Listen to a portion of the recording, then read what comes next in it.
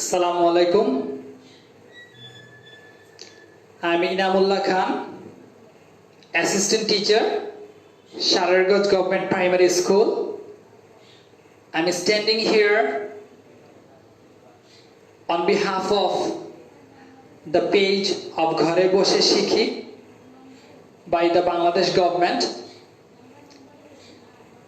Today I am standing here to take the class of class 2, subject English, unit 25, lesson 4 to 6.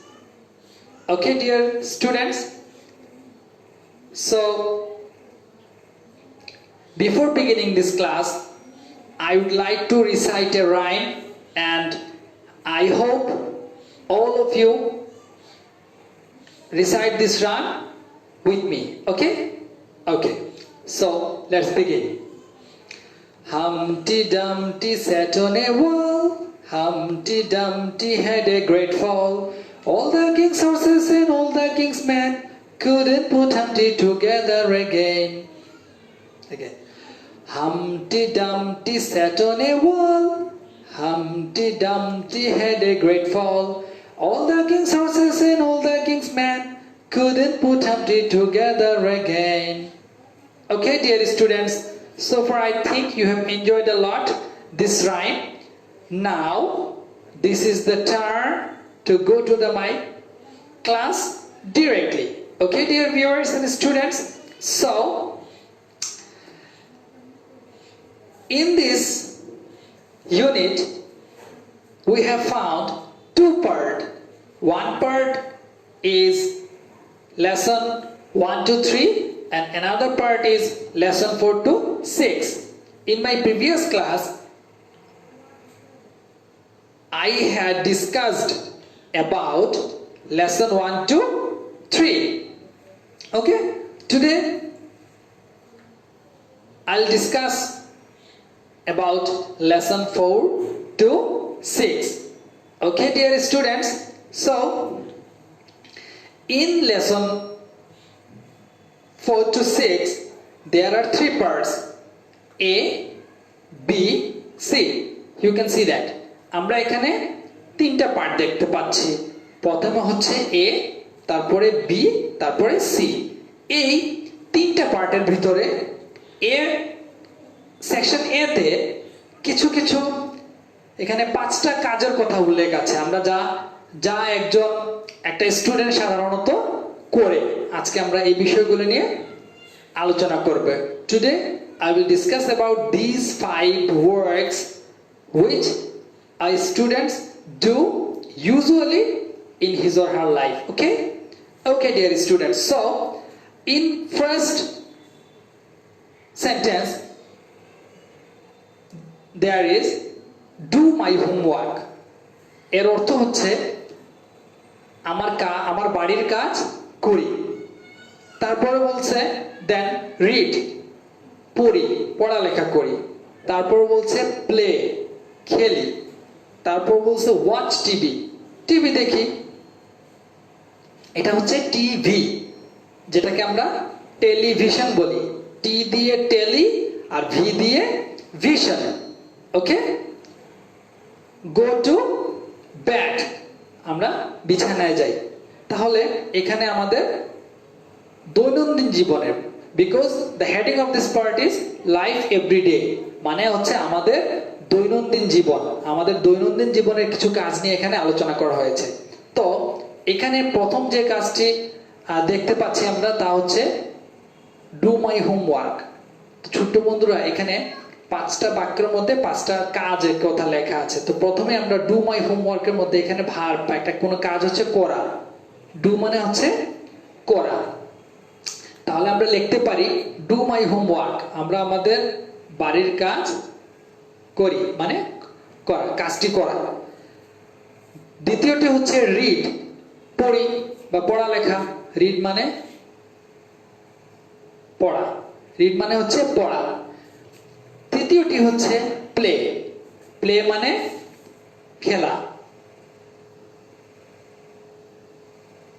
Play মানে হচ্ছে খেলা। তারপরে হচ্ছে watch, আমরা সাধারণত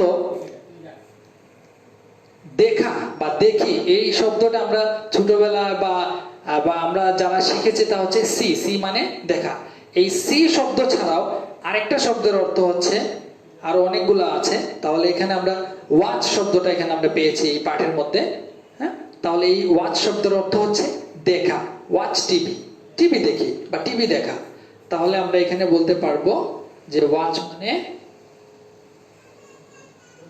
দেখা, ওয়াচ মানে দেখা।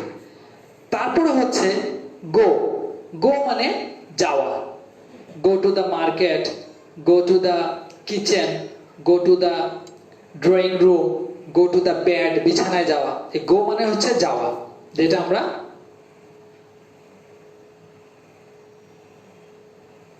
গো মানে হচ্ছে যাওয়া। তাহলে আমরা এই সেকশন এ তে আমরা 5টি কাজের কথা আমরা এখানে জানতে পারলাম। এই পেজের মধ্যে যে 5টা কাজের কথা এখানে উল্লেখ আছে, যে 5টা কাজের আমরা পেয়েছি এই পাঠের মাধ্যমে, তা হচ্ছে ডু, ডু শব্দের অর্থ হচ্ছে করা। তারপর হচ্ছে রিড, রিড শব্দের অর্থ হচ্ছে পড়া, ডু মানে করা, রিড অর্থ পড়া। ডু আমরা কোনো কাজ করি, যেমন আই ডু আমি করি, শি ডাজ সে করে। তারপরে হচ্ছে রিড, রিড মানে হচ্ছে পড়া, রিড মানে হচ্ছে পড়া। তারপরে হচ্ছে প্লে, প্লে শব্দের অর্থ হচ্ছে খেলা। তারপরে হচ্ছে ওয়াচ, ওয়াচ মানে টিভি। তারপরে হচ্ছে গো মানে যাওয়া। তো এই পাঠের সেকশন বি তে আমরা একটা প্যাসেজ পাবো। এই সেকশন এ তে যে 5টা কাজের কথা, যে 5টা বাক্যের মধ্যে আমরা যে 5টা কাজ পেয়েছি, এটা যদি আমরা ভালো করে বুঝতে পারি, তাহলে আমরা সেকশন বি এর কাজটা আমরা কি খুব সহজেই বুঝতে পারবো। ঠিক আছে না ছোট্ট বন্ধুরা? So now this is the next term. What is it? The next pattern is read the passage. Okay, so dear students, I am reading this passage, so you have to listen carefully. Okay, if you listen carefully, then you can catch the meaning of these sentences. Okay, খুব তোমরা যদি মনোযোগ দিয়ে শুনো, তাহলে তোমরা এই বাক্যগুলো কি করতে পারবে, খুব সহজে উপলব্ধি করতে পারবে। ঠিক আছে ছোট্ট বন্ধুরা? ইন দ্য আফটারনুন, আমরা এখানে আফটারনুন শব্দের অর্থ হচ্ছে দুপুর অথবা বিকাল। আমরা দুপুরও বলতে পারি, আমরা বিকালও বলতে পারি। ইন দ্য আফটারনুন আমরা বিকাল বেলাটাই ধরি। I do my homework, I do, এই যে ডু শব্দের অর্থ হচ্ছে করা, ডু শব্দের অর্থ হচ্ছে করা। আমরা আগে এই ডু শব্দের অর্থটা জেনে ফেলেছি বিধায় আমাদের এই সেন্টেন্সের অর্থ বুঝতে কোনো কি হয় নাই, সমস্যা হয় নাই। ঠিক আছে, তাহলে ডু শব্দের অর্থ হচ্ছে করা। আই ডু মাই হোমওয়ার্ক, কি করি, মাই, মাই মানে আমার। তারপর হচ্ছে হোমওয়ার্ক, হোমওয়ার্ক শব্দের অর্থ হচ্ছে বাড়ির কাজ। ঠিক আছে, আই ডু মাই হোমওয়ার্ক, আমি আমার বাড়ির কাজ করি। তারপরে হচ্ছে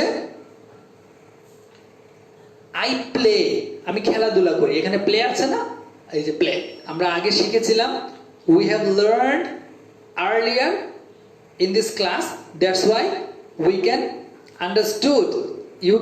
understand the meaning of these sentences. Okay, I play with my friends, I play আমি খেলি, আমি খেলাধুলা করি।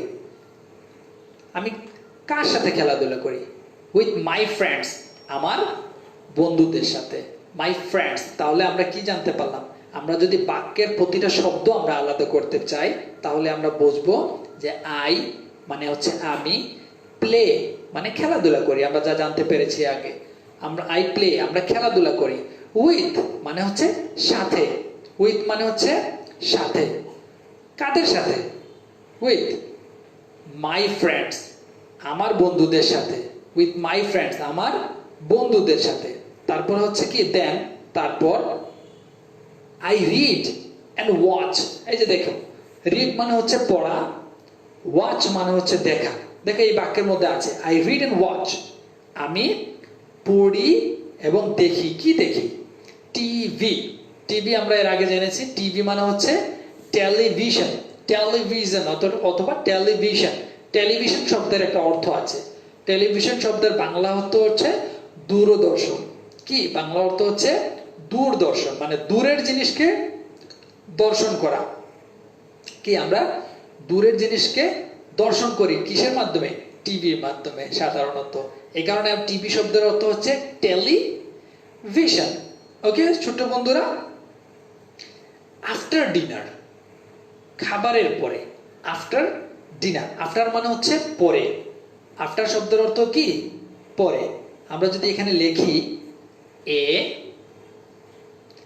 এফ টি ই আর, আফটার মানে হচ্ছে পরে। আমরা যে কথায় বলি না আগে অথবা পরে, হ্যাঁ, আমি তোমার আগে এসেছি, I have come before you, আমি তোমার আগে এসেছি। আমি যদি বলি আমি তোমার পরে এসেছি, I have come after you, আমি তোমার পরে এসেছি। আফটার শব্দের অর্থ কি? পরে। এই যে ছোট ছোট শব্দগুলো আছে, এই শব্দের অর্থ আমাদেরকে কি করতে হবে? জানতে হবে।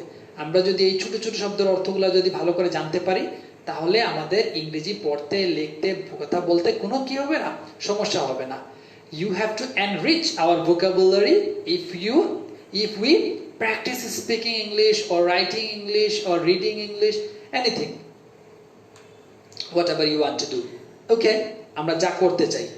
আফটার ডিনার, খাবারের পরে, I brush my teeth.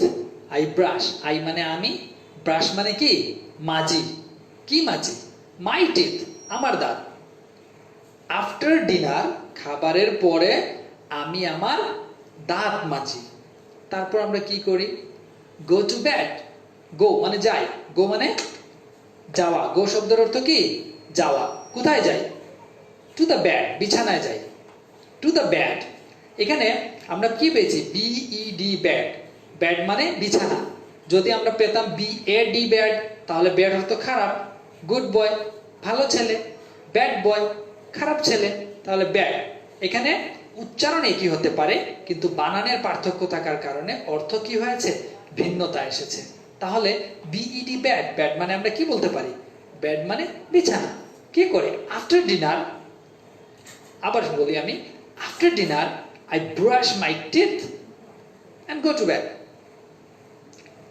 আমি ব্রাশ করি, আমি আমার দাঁত মাজি। কখন? রাতে খাবারের পরে। তারপরে গো টু বেড, বিছানায় যায়। তাহলে আমরা এখানে একটা জিনিস সূত্র শিখলাম যে আমরা যখন রাতে ঘুমাতে যাব তখন আমরা কি করব? আমরা ব্রাশ করব। ঠিক আছে?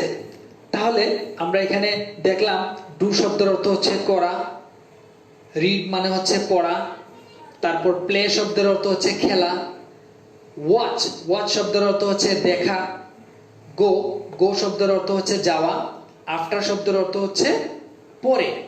তাহলে বিফোর শব্দের অর্থ হচ্ছে আগে, আফটার শব্দের অর্থ হচ্ছে পরে।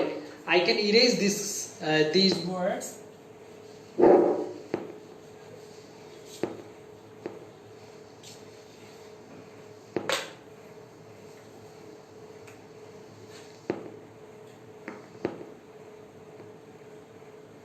BE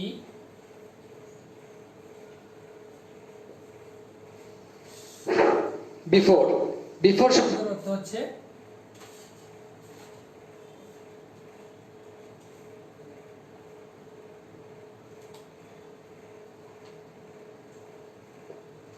আগে। তাহলে আমরা এখানে জানতে পারলাম যে বিফোর শব্দের অর্থ হচ্ছে আগে আর আফটার শব্দের অর্থ হচ্ছে পরে। তো 3 নম্বর প্যাটার্নে আমরা এখানে পাইতে পারি বা পেয়েছি, what do you do in the afternoon? Say, তুমি কি করো বিকেল বেলা, এটা তুমি বলো। তা আমরা কি করব? এটা বাসায় বসে প্র্যাকটিস করব যাতে আমরা বিকেল বেলা কি করি তা বলতে পারি। তো এটা তোমাদের জন্য হোমওয়ার্ক হিসাবে থাকবে। ঠিক আছে? তোমরা এটা বাসায় বসে প্র্যাকটিস করবে, যত বেশি প্র্যাকটিস করবে তত তোমাদের জন্য ভালো হবে।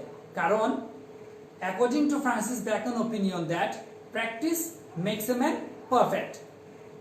সো এই কথাগুলো বলে আজকের ক্লাস আমি এখানে শেষ করলাম। আসসালামু আলাইকুম।